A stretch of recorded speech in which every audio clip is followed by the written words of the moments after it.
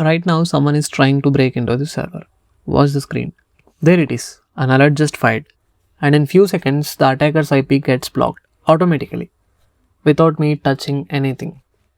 That's a security operations center doing its job. Today, I am going to show you what actually SOC is, and then I am going to build one in my home lab and attack it myself just to prove it works. Before we touch any terminals, let's get the picture in our heads. Think of the security landscape like a map. In the middle is your organization, your systems, your data, your people. Around it is everything that connects to cloud services, people logging in, automation tools running quietly in the background, and somewhere out there on this map, attackers constantly looking for a way in. Here is the part that makes this hard. The map keeps growing. More cloud, more remote access, more automation, more connections, which also means more doors that someone could actually walk through. So, what happens if nobody's actually watching this map? You end up with too many alerts that nobody checks, security tools that don't talk to each other, slow responses when something real happens, and basically chaos. That's the exact problem a SOC exists to fix. Security operations or SecOps is the active defense team for everything on that map. Their job comes down to four things: spot alerts early, respond fast, keep the damage small, and protect your sensitive data while the business keeps running. To do that, they're watching everything: networks, servers, laptops, desktops, databases, applications, cloud. Anything that could be an entry point is something or somebody is keeping an eye on. Now, here is something interesting. When most people hear the word SOC, they imagine a room full of analysts staring at monitors all day. But a SOC is much more than that. Think of it like a football team. You need players, coach, strategies, communication, visibility of the team, and the equipment to play the game. A SOC works in a similar way. First, you need people. These are the analysts who investigate alerts and respond to threats. Then you need processes. These are the steps they follow whenever something suspicious happens. You also need technology. These are the tools that collect logs, generate alerts, and help SOC analysts do their job. Next comes visibility. Because if you can't see what's happening across your systems, you can't protect them.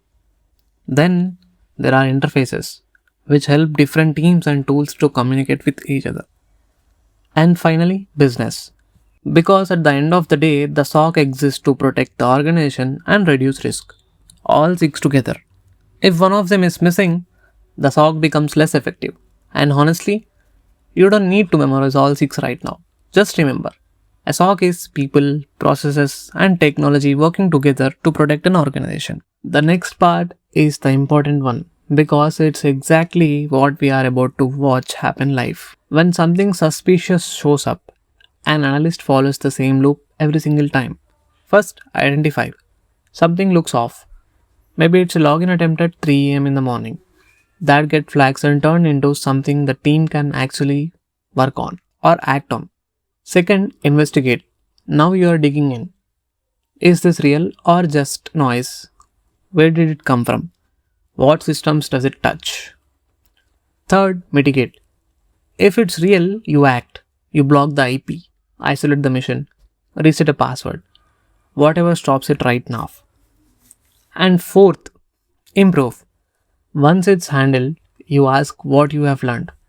Maybe a detection rule gets updated, maybe a gap gets closed, so the same thing does not slip through again. Identify, investigate, mitigate, and improve. Keep that loop in your head, because we are about to run through it for real.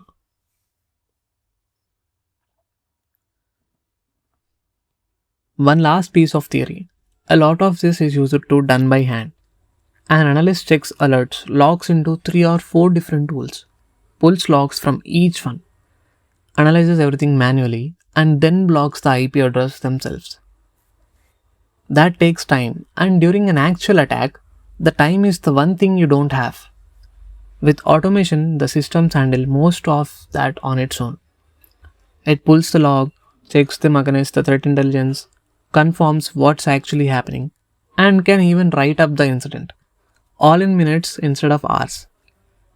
This is what security orchestration means. Getting your tools to talk to each other and follow a predefined set of steps automatically. Those predefined steps have name too.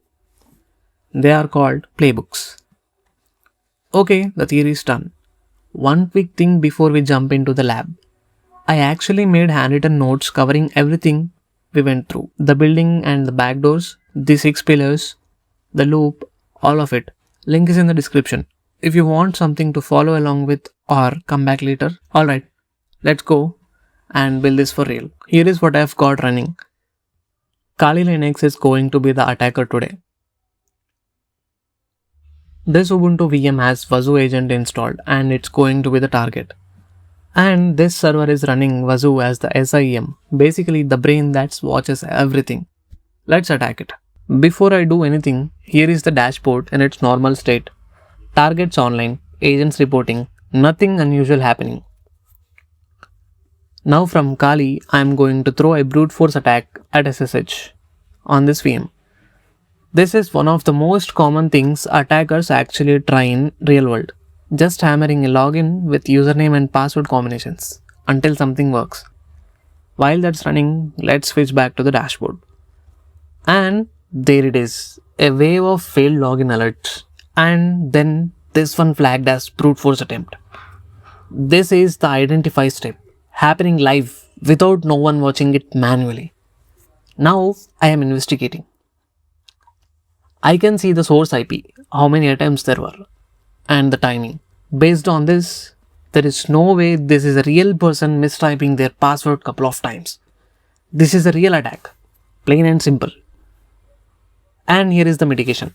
Because I have set up an active response on Wazuh, the moment that alert crossed the threshold, it automatically added a firewall rule blocking that IP completely. I didn't do this, the system did. Let's confirm it. Same attacker, trying again, and now nothing. Connection refused. The door is shut. Last step, improve. I read a quick note. What happened? When? Which IP?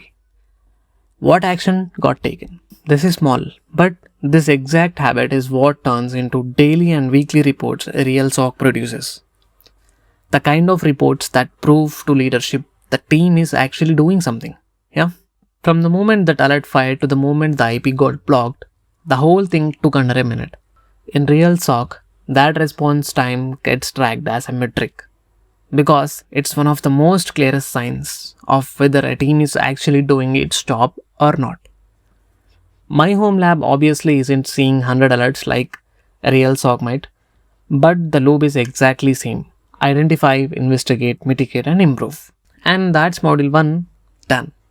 We covered what a SOC actually protects, why it exists, and we just watched a real detection and response pipeline run from start to the finish in my home lab. Next time we are going a level deeper into endpoint monitoring. So if you do want to see that, subscribing genuinely helps this channel. So see you in the next one. Bye bye.